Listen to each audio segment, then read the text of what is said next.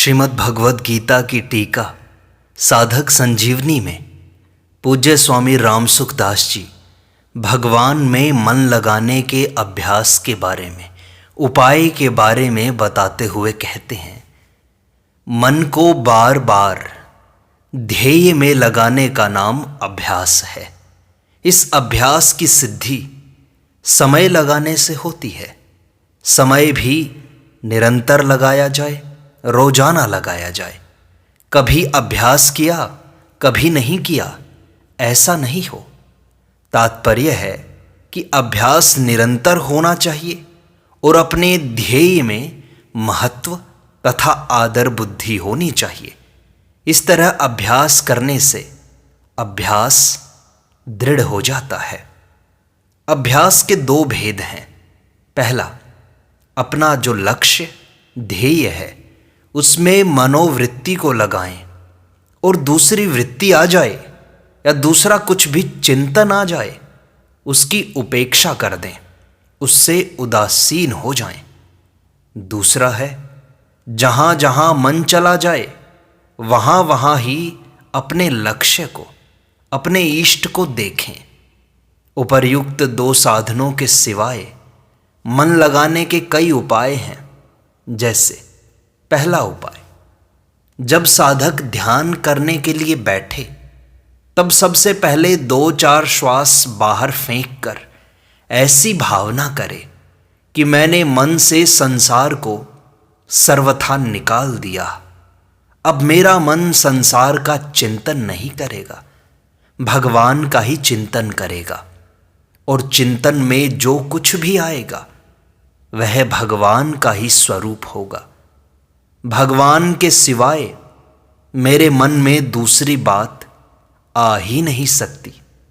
अतः भगवान का स्वरूप वही है जो मन में आ जाए, और मन में जो आ जाए वही भगवान का स्वरूप है। यह वासुदेवः सर्वम का सिद्धांत है। ऐसा होने पर मन भगवान में ही लगेगा, और कहाँ लगेगा आप ही बताओ।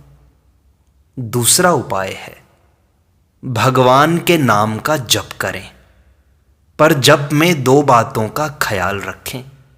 एक तो नाम के उच्चारण में समय खाली न जाने दें, अर्थात धीरे धीरे भले ही उच्चारण करें पर बीच में समय खाली न जाने दें। जैसे राम राम राम राम, इस तरह भले ही धीरे धीरे उच्चारण करें। और दूसरा, नाम को सुने बिना न जाने दें, अर्थात जप के साथ साथ उसको सुने भी।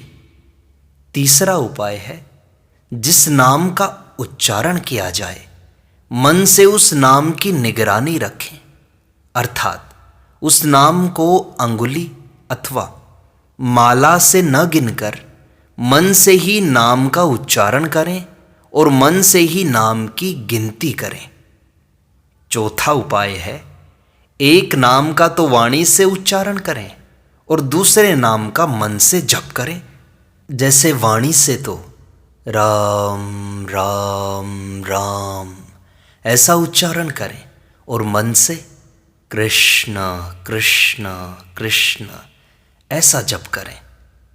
पांचवा उपाय है, जैसे राग रागिनी के साथ बोलकर नाम का कीर्तन करते हैं, ऐसे ही राग रागिनी के साथ मन से नाम का कीर्तन करें। छठा उपाय है, चरणों से लेकर मुकुट तक और मुकुट से लेकर चरणों तक भगवान के स्वरूप का चिंतन करें। सातवां उपाय है, भगवान मेरे सामने खड़े हैं ऐसा समझकर भगवान के स्वरूप का चिंतन करें। भगवान के दाहिने चरण की 5 अंगुलियों पर मन से ही 5 नाम लिख दें। उंगलियों के ऊपर का जो भाग है उस पर लंबाई में 3 नाम लिख दें, और चरणों की पिंडी का जो आरंभ है उस पिंडी की संधि पर 2 नामों के कड़े बना दें। फिर पिंडी पर लंबाई में 3 नाम लिख दें।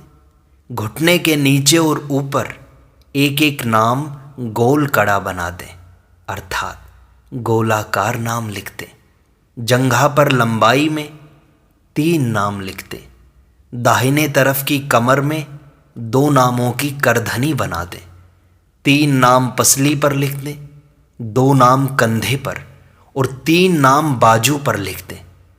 कोहनी के ऊपर और नीचे 2-2 नामों का कड़ा बना दें। फिर 3 नाम कोहनी के नीचे ऊपर के भाग पर लिख दें। कलाई में 2 नामों का कड़ा बना दें तथा 5 उंगलियों पर 5 नाम लिख दें। गले में 4 नामों का आधा हार और कान में 2 नामों का कुंडल बना दें। मुकुट के दाहिने आधे भाग पर 6 नाम लिख दें, अर्थात नीचे के भाग पर 2 नामों का कड़ा, मध्य भाग पर 2 नामों का कड़ा और ऊपर के भाग पर 2 नामों का कड़ा बना दें। तात्पर्य यह है इन सब का कि भगवान के दाहिने अंग में चरण से लेकर मुकुट तक 54 नाम अथवा मंत्र आने चाहिए और बाएं अंग से मुकुट से लेकर चरण तक 54 नाम अथवा मंत्र आने चाहिए। इससे भगवान की एक परिक्रमा हो जाती है, भगवान के संपूर्ण अंगों का चिंतन हो जाता है और 108 नामों की एक माला भी हो जाती है। प्रतिदिन ऐसी कम से कम 1 माला करनी चाहिए। इससे अधिक करना चाहें तो अधिक भी कर सकते हैं। इस तरह अभ्यास करने के अनेक रूप, अनेक तरीके हैं। ऐसे तरीके साधक स्वयं भी सोच सकता है। इस प्रकार हमने कुछ सरल तरीके बना दिए और कुछ कठिन। अपना काम है मन को भगवान में लगाना। बस किसी तरह मन भगवान में लग जाए। साध्य वही है, ध्येय वही है, चाहे वह सरलता से लगे, चाहे वह कठिनता से लगे। हमारा लक्ष्य एक ही है कि हमारा मन भगवान में लग जाए और हम उसके लिए हर संभव प्रयास करने को तैयार हैं और हमें तैयार रहना चाहिए। तभी जाकर के भगवान के नाम में हम लग पाएंगे और इस जीवन से, इस संसार से हमारी मुक्ति हो सकती है।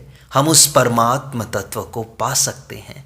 भगवान की शरण में जाकर उनके साथ एक रूप हो सकते हैं और उसके लिए हमें अभ्यास करना पड़ेगा, चिंतन करना पड़ेगा, जप करना पड़ेगा।